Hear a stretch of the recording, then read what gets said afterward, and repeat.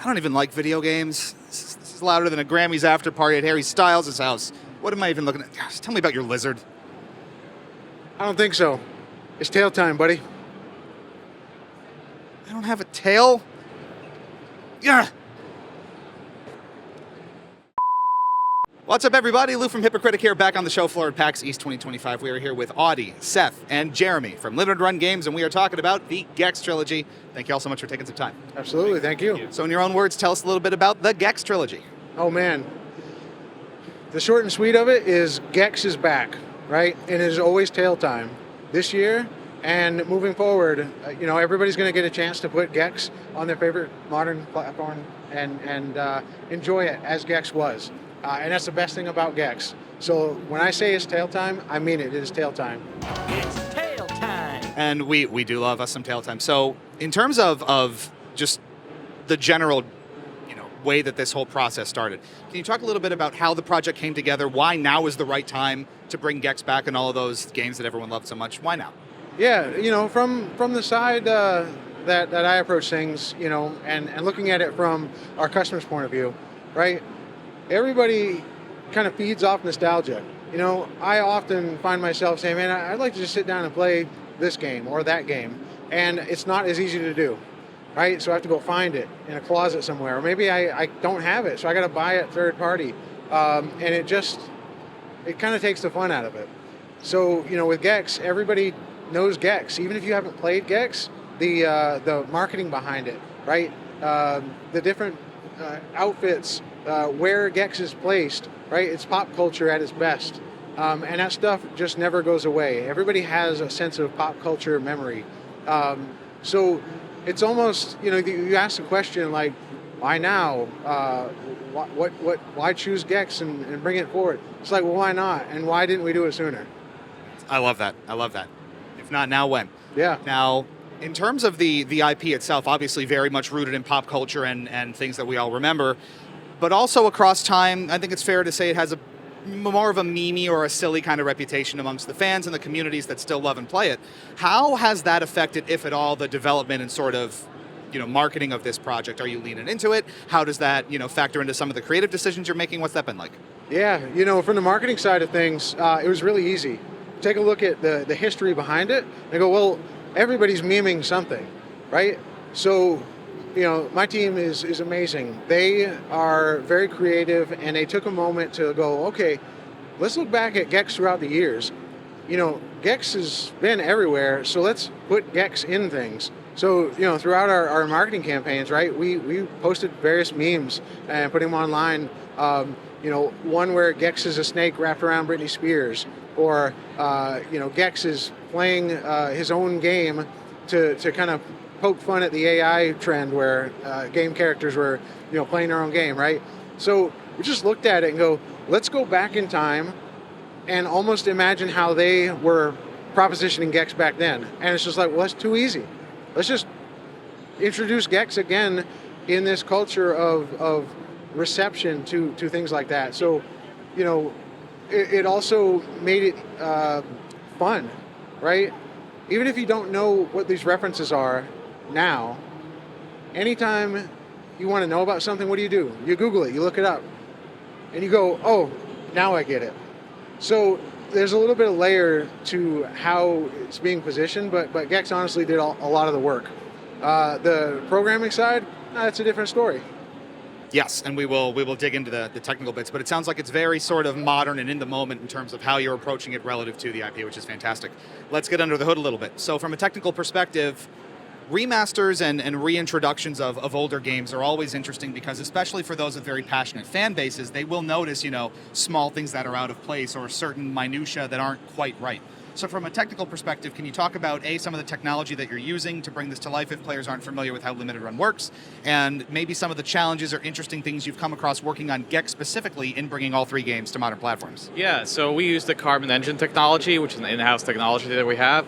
It allows us to cross-platform and cross-generations to preserve the games very much as is, as closely as possible to cycle accurate. So something like Gex, we're working with a 32-bit 3D and also 2D system of those games. And it is a balancing act of kind of making sure that like the blemishes of that era is visible, but also researching and figuring out how optionally we can enhance the experience with new features, quality of life. So, for example, rewind, save states, all these kinds of things under the hood work across systems. But for Gex, we also have the ability to enhance the gameplay quite a bit. And can you talk a little bit about some of those enhancements and some of those optional things? Because again, typically players like that choice, where they either want it preserved exactly as they remember, or they would like some of those rough edges ironed out. So can you talk about some of the balancing that you've done to preserve those things? Right. Yeah, so being an early 3D platformer in that sense, still experimenting with how we jump into that new dimension, Gex controlled somewhat unevenly, I'd say. And for some, that was something that they really grew up and enjoyed, the challenge of it. For others, certainly younger, I think they would approach that now and say, this is a little bit too stiff. So we reverse engineered the controls of the game to actually allow for full analog controls. As well as like the level design of Gex, very sprawling, very creative, but in a 4x3, a narrow screen, somewhat hard sometimes to read what's ahead of you. So we were able to actually go in and reverse engineer the camera code as well and allow for native 16:9 widescreen. So this isn't stretched like other games sometimes are. The 3D games in this is actually natively widescreen. So now, for the first time, we've opened up the world of Gex, and you can see more than ever. That's so interesting. And you mentioned, kind of reverse engineering a couple of times now. And I think there's a lot of fascination around the actual sort of technical challenges you face and the hurdles you have to overcome in going into code that's not yours or projects and IPs that aren't yours, and adding on these additional quality of life features or other enhancements that it wasn't necessarily designed to do out of the box 15, 20, 30 years ago, etc. So can you elaborate a little more on some of the technical challenges and hurdles you did face and some of the maybe creative ways you had to approach not just adding some of these quality of life features, but ensuring that the original experiences were preserved? Right. So there's kind of two ways of going about this, right? And it depends on just how well the original code has been preserved. And in some games, you have full source access. In some other cases, unfortunately, like with this, no source access. And what that means is we have to reverse engineer. We actually have to look at what the binary was, the retail code was, and figure out how to essentially hack that to allow for new things within the memory of the original game. We can't really like stretch it too much further, but we can look at what we can do within the technical limitations the game originally had. So that just means a huge challenge of looking at byte by byte, what can we do here creatively to do something that Gex was never meant to do, but do it within the constraints of the game's memory locations as they are. We can't really change the game as such, but we can absolutely find creative ways to enable new things. So it is case by case in terms of what we have access to, but with enough persistence and enough talent, which our team, we luckily have a ton of, we were able to just go in and look at the code and figure out, okay, there are things we can do here to enhance the gameplay. That's fantastic, and always more that goes into it than I think people often expect or understand. All the time. I mean, it is very nice to be able to talk about it because the people who work behind the scenes on these games for us are incredible, and the amount of work they have to do for even the slightest change that for many are optional is months and months of their lives. So yeah, it is a lot of work. But that level of commitment ultimately produces a better product. Absolutely. Right? And it gives players that much more to enjoy. So it's always got to be worth it. How long's the game been in development? How long have you been working on the project for? I'd say it's been from the early pre-production about a year-ish, somewhere around there. So generally, these games for us are kind of like interactive museum pieces, right? These are about preserving game history from top to bottom. So what goes into it is a lot of pre-production research, like I mentioned now, looking into what do we have access to and how do we attack, what's our attack plan for that. And then also, like with Gex, we have a pretty robust museum section. So we figure out what do we have access to in terms of context, because context is king, and we want people not just to play these games and experience them, but also understand what made him special? What is the context of what made Gex possible back then? And like you asked earlier, how do we bring him back? What makes him today relevant? And so we do a lot of research and just like what are the materials we can get a hold of. And we were very lucky in this case that Gex was voiced by a wonderful talent named Dana Gould, for example. So we were able to contact Dana, get him involved. So it's about a year's worth of work. Wow. Can you, I want to dig on that a little more. Can you talk a little bit about working with Dana specifically, reaching out? What are some of the things you discussed? How did he get involved in sort of just bridging the gap there when you're working? Yeah, so working with Dana was amazing, and he was very generous with us in marketing terms. Like Jeremy mentioned, it's a game that references a lot. It's a game that kind of memed before it was memes. And I was always curious, having played this when it came out, kind of what was the creation process like for the character of Gex. And when I contacted Dana the first time and kind of let him know, here's what we want to do, he was immediately so excited because he was like, Gex is me. Like, that's my alter ego. So I want to come back. And he was doing like voices for the trailers for us. And we interviewed him for the collection. If you go into the museum mode, you can hear the whole story about him doing Gex. And what we learned was, like I said, it's like, this is a very important character to him. And like he explains in the interview, it's like, Gex is him, but then he became Gex over time. And now like, he doesn't really know where that line is crossed anymore. It's like, so he goes to conventions and he tells us he will go to a stand-up show or convention still to this day. Right before we did the interview, he had just come back from a stand-up show in San Francisco. And he told me, like, the first thing that happened, he came in the door and someone was like, Mr. Gould, I have something I want you to sign. And he was like, oh, you got a Gex cartridge? And it's like, yeah, that's exactly what I have. So it's still very much part of his life. And it's so great that he still leans into it. So he absolutely loves it. So he was very happy to hear from us. When you're working on something like this, but really any project, past experience is often so helpful in informing how you approach anything new. I'd love to hear from all three of you from this perspective on this one. How has your past experience in the industry, in whatever role you have, informed and helped influence how you're working on the Gex Trilogy specifically? Honestly, I look at it from the perspective of our fans and our customers. That's usually what drives me. From the marketing side, I like to put myself on the receiving end, and not everything is going to appeal to everyone, right?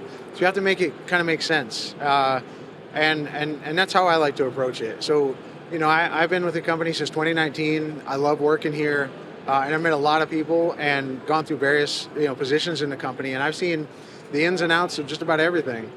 But one thing that I've noticed is that it's not a one size fits all. You have to take care of everybody individually as much as you can, and I hopefully that answers that. I do my part with the intent of our fans being happy, and then of course I want to do pay homage to the IPs, right? So Gex means a lot to various peoples for various reasons. It could be just the references. It could be your childhood. Unfortunately, I didn't get to play it when I was a kid, but I knew who Gex was because of all the marketing materials and in magazines specifically, which I miss physical magazines in my hand and reading them. But now I can play it again. So yeah, that's my 2 cents on it. That's fantastic.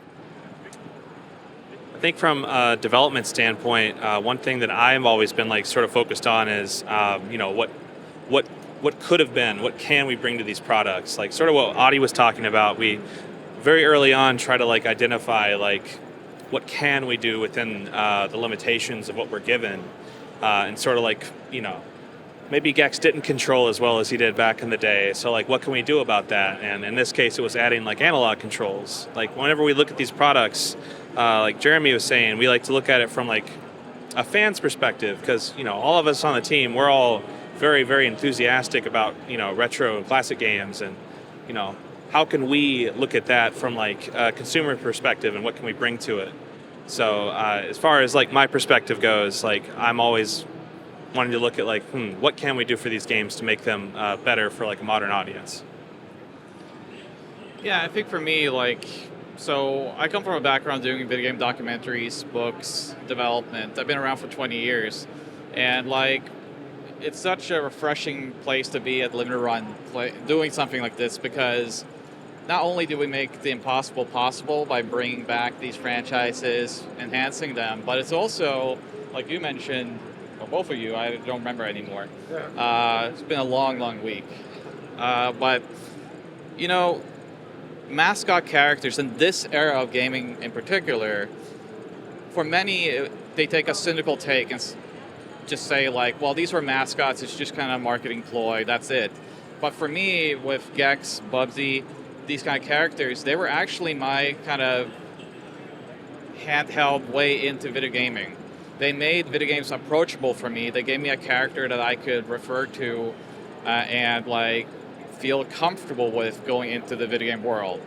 So I think now that we're getting older, we have kids of our own, we kind of can do a second take on this and look at these games in a different perspective. I think we're realizing that there are things about this, there's merit to these games, there's very creative solutions to early problems in like the 3D platforming space. There's so many things that make them interesting. We've seen over the whole weekend that like kids will come by, point at Gex and say like, I want to play this, which really just tells you that like, yeah, there is something to these characters. They still do their job. They still let young people come and experience video games for the first time and give them a helping hand into that world. What greater joy could there be? Right? That's wonderful. Then for those who want to get in on the tail time themselves, when's the game coming out and on what platforms? Pre-orders available now. Get it in. You have 8 weeks to do so there's plenty of time. Where? Yeah. LimitedRunGames.com, of course. And then digital, for those that do want to choose that option, because we want to give options to everybody. June 16th, your favorite platforms, Steam, PlayStation 5, Xbox, and Nintendo Switch. Physical release as well? Yeah, that's what's actually going on right now. Our pre-orders are for the physical edition. So you have Standard Edition, Classic Edition, and of course, Tail Time Edition. Of course. Maybe one tack on there if I can. The value of a physical release, especially for, memorable IP like Gex, where they were rooted in that, those years where gaming was physical because you had no other option. Why is it important to continue, and I know Limited Run does a lot of work in this space, why is it important to continue the trend of physical releases, especially in the context of something like Gex, where it's an IP that's rooted in that? Honestly, it starts here, right, within. How you feel when you go to a shelf and grab the item that you want to play, which translates also to movies and music, things like that. There is nothing that will match that. And yes, right, you look at the reality, digital is all around us. It doesn't matter what we do, but it should be considered an option, right? But what should always be an option is a physical format. And that is how we look at it. Sure, offering it as an additional option is there, but only for the aspect of, somebody that might be, maybe they don't have the ability and they're like, I'm on the go all the time, I need to just have it ready. Or maybe they like their computer, whatever it is an option for you. But it applies to everything. Just like what Audi was talking about with the mascots, right? Why would you take that away from somebody? Anytime I look back on something from my childhood that brings me to a happy place, I need it. It gives me peace of mind now. And any chance you can get that, we want to bring that forward. But yeah, physical, why? It's just that. We've got a lot of fans that love their physical collections. They love their physical library. And, honestly, you can't even answer the question of what would you do without it. It's like, I don't know. Yeah, you'd be lost. And we don't want that. So that's really my 2 cents on that. It starts within, like how it makes you feel. And we got to play our games.